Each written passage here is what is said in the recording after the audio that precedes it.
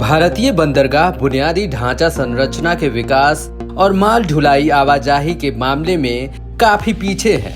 सकल घरेलू उत्पाद में जहां रेलवे की हिस्सेदारी 9% और सड़क परिवहन की 6% है, वहीं बंदरगाहों का हिस्सा लगभग 1% के आसपास है। वर्तमान समय में भारतीय बंदरगाह मात्रा की दृष्टि से देश के निर्यात व्यापार का 90% से अधिक हिस्सा संभालते हैं।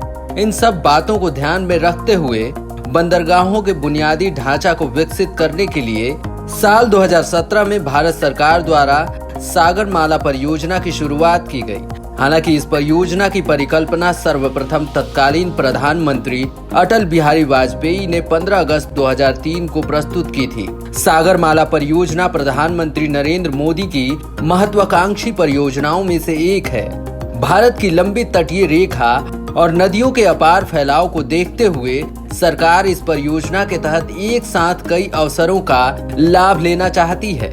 सागरमाला परियोजना एक राष्ट्रीय प्रोग्राम है जिसमें समुद्री और नदियों के संसाधनों का इस्तेमाल कर देश में लाखों रोजगार पैदा करना है, साथ ही बड़े स्तर पर इंफ्रास्ट्रक्चर का विकास भी करना है। सागरमाला प्रोजेक्ट का पूरा जिम्मा port shipping and waterways ministry के अंतर्गत है, जिसके मंत्री मनसुख मंडाविया हैं। मंडाविया इस प्रोजेक्ट को लेकर एक बड़े मिशन पर काम कर रहे हैं, जिसके तहत वाटरवेज को तटीय इलाकों से जोड़ना है। सागरमाला परियोजना में कई प्रोजेक्ट पर काम चल रहा है, जिसमें 26 प्राथमिकता के आधार पर तेजी से चलाए जा रहे हैं। इसमें पोर्ट के इंफ्रास्ट्रक्चर के विकास पर जोर दिया जा रहा है। अगले 10 साल में इस प्रोजेक्ट से 1 करोड़ नए रोजगार के अवसर पैदा होंगे। इन रोजगार में 40 लाख नौकरियां डायरेक्ट आएंगी। देश में 7500 किलोमीटर का तटीय इलाका है और इससे जुड़े कई वाटरवेज तटीय इलाकों में इंफ्रास्ट्रक्चर का विकास कर वाटरवेज का दायरा बढ़ाकर लॉजिस्टिकल कॉस्ट या ढुलाई खर्च को कम करना है। तटीय इलाकों से होने वाले आयात निर्यात और घरेलू माल ढुलाई में लगने वाले समय को कम करना है। इस दिशा में काम करते हुए तटों के किनारे औद्योगिक गतिविधियों को बढ़ावा देना है। सागरमाला प्रोजेक्ट के तहत बंदरगाह विकास, बंदरगाहों से जुड़े औद्योगिकरण और बंदरगाहों के आसपास बसने वाली आबादी के विकास कार्य शामिल हैं।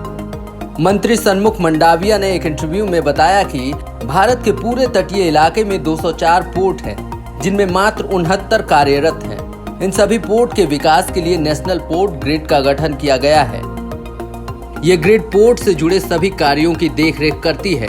जब सभी पोर्ट काम करने लगेंगे कि ये एक क्रांतिकारी बदलाव होगा जो भारत के निर्यात में ढुलाई के खर्च को बेहद कम कर देगा। पोर्ट के रास्ते पूरी दुनिया का औसतन लॉजिस्टिक कॉस्ट देखें तो 9% के आसपास है, जबकि भारत में यह खर्च 14% आता है। नेशनल पोर्ट ग्रिड देश के फिशरी, कृषि और मिनरल्स के काम में लगे पोर्ट को बड़े स्तर पर विकसित करेगी। इस काम में निवेश की भी बड़ी गुंजाइश है। आपको बता दें कि पोर्ट से जुड़े विकास कार्यों के 505 प्रोजेक्ट चल रहे हैं, जिन पर 3,56,648 करोड़ रुपए खर्च होने का अनुमान है। सागरमाला परियोजना के तहत रामायण क्रूज शुरू करने की योजना है। सरयू नदी पर यह देश की पहली लग्जरी क्रूज सर्विस होगी। गंगा नदी पर भी ऐसी ही धार्मिक सर्किट बनाने की योजना है। इस काम के लिए निजी कंपनियों से संपर्क किया जा रहा है। ये काम पब्लिक प्राइवेट मोड में किया जाएगा। इस काम में पानी के रास्ते roll on roll off ferry connectivity को बढ़ावा दिया जाएगा। रोरो कनेक्टिविटी गाड़ियों के लिए भी इस्तेमाल की जाएगी, जबकि रो पैक्स वेसल से यात्रियों का सफर कराया जाएगा।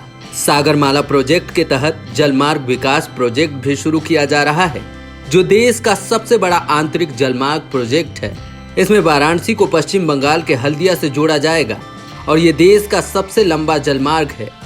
इसके तहत मल्टी मॉडल टर्मिनल हल्दिया, साबीगंज और बनारस में बनाए भी जा चुके हैं। इस जलमार्ग पर लगभग 1000 कार्गो वेसल चल रहे हैं। ऐसे ही अन्य जलमार्ग भी बनाए जाने हैं ताकि रोड ट्रैफिक को सुधारा जा सके और दुर्घटनाओं को कम किया जा सके। जलमार्ग का प्रोजेक्ट इको फ्रेंडली भी है। इस योजना के तहत 1400 किलोमीटर की दूरी को वाटरवेज बनाया जा चुका है और प्राथमिकता के आधार पर 1000 किलोमीटर पर काम चल रहा है। अब तक अनाज, उर्वरक और मिनरल्स जो रेल मार्ग से ढोए जाते थे, उन चीजों को जलमार्ग के रास्ते ढोने की योजना है। जलमार्ग विकसित होने से देश की ब्लू इकोनॉमी यानी कि समुद्र और नदियों से अर्थव्यवस्था को काफी मजबूती मिलेगी। Bureau report, up to date Bharat. हमारे चैनल को सब्सक्राइब करें और वीडियो सबसे पहले अपने मोबाइल पर पाने के लिए बेल आइकन को दबाएं।